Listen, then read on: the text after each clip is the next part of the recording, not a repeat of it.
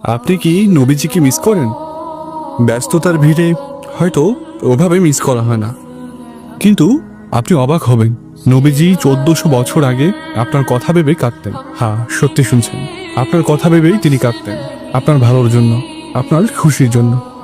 আপনি কি জানেন আপনার ব্যাপারে সাহাবীদের তিনি কি বলে গেছেন? তিনি বলেছেন, আমার ইচ্ছা হয় আমি আমার ভাইদের দেখব। সাহাবীরা জিজ্ঞেস করলেন, আমরা কি আপনার ভাই নই ইয়া রাসূলুল্লাহ? তিনি বললেন, তোমরা আমার সাহাবী, আমার ভাই তো তারাই যারা আমাকে দেখেনি অথচ আমার প্রতি ঈমান এনেছে।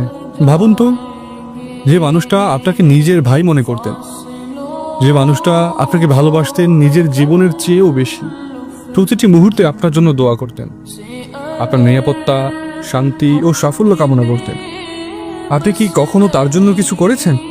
কখনো তার চোখের অশ্রু, তার হৃদয়ের ভালোবাসা অনুভব করতে পেরেছেন? অথচ তার ভালোবাসা এত বিশাল ছিল, এত নিঃস্বার্থপূর্ণ ছিল যে আপনার মুক্তির জন্য তিনি নিজের সব কিছু বিসর্জন দিয়েছিলেন।